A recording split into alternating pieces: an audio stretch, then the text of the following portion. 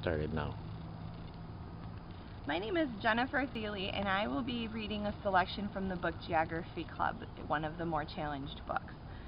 On the back, it does talk about Russell, who is still going on dates with girls. Kevin would do anything to prevent his teammate on the baseball team from finding out. Min and Therese tell everyone they're really good friends, but after a while, the truth's just too hard to hide, at least from each other, so they form the Geography Club. No one else will come. Why would they want to? Their secret should be safe.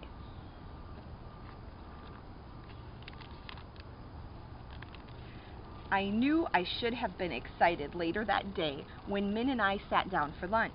After all, Kevin, Therese, and I were meeting us, just like we had agreed at the pizza parlor the day before. But instead of feeling excited, I felt uneasy about something.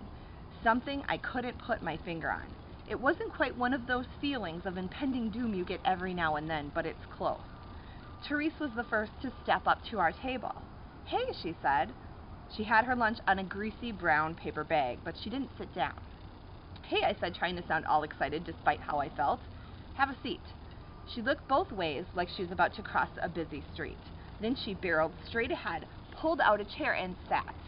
Min immediately looked down at her food. That's when it occurred to me that the two of them had never been seen together at school before. It had been weird for them.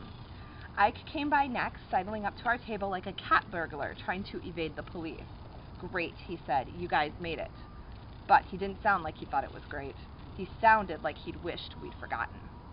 Ike took a seat, but with an empty chair between him and everyone else.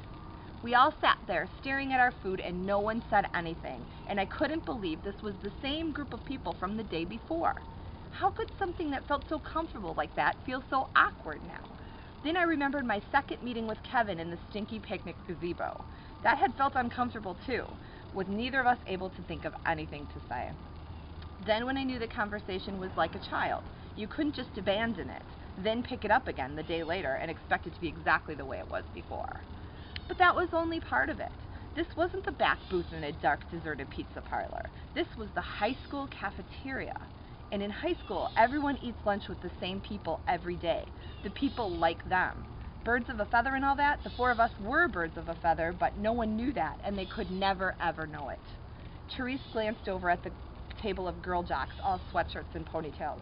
Ike wasn't looking at the lefty radicals with their piercings and Birkenstocks, but I could tell they were there. It was like he wasn't looking at them on purpose, so they wouldn't notice where he was sitting. Therese and Ike both knew they didn't belong at Min and my table. Min and I knew it too. How we'd all forgotten this, I don't know. We'd been caught up in the excitement of the day before, and it had slipped our minds. But we'd been in the back of my mind somewhere because it was part of what was bugging me, my feeling of semi-doom. Sup, it was Kevin, towering over at us with a heaping tray of food and 3 little cartons of milk. I breathed a sigh of relief. This was another thing that had been bothering me. I hadn't been sure Kevin was going to show. The day before, I'd been well aware that he was the only one of us who actually hadn't promised to come. But now he had come, and I wasn't sure if he was really going to sit. The funny thing was, I wasn't even sure I wanted him to sit there. It was one thing that Min, Therese, Ike, and I had sat down together. Maybe Ike and Therese's friends would notice, but no one else would. It was something entirely else for Kevin Land to sit down with us. Everyone would notice that. Kevin didn't sit. He didn't look nervous, but then I saw he had such a firm grip on his tray that his knuckles were white. So I said, "Here we are." You guessed it, the only thing I could think of to say. This time no one said anything, not even Min. Out of the corner of my eye I saw Wendy Garr at the girl jocks table pointing over to Therese. Therese wasn't looking, but I knew she saw it too. We were having one of those what were we thinking moments. What had we been thinking? We hadn't seen this coming? We were all citizens of different countries.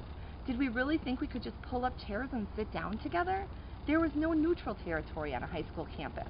The land was all claimed, and the borders were solid. We couldn't just cross them at will. Thank you.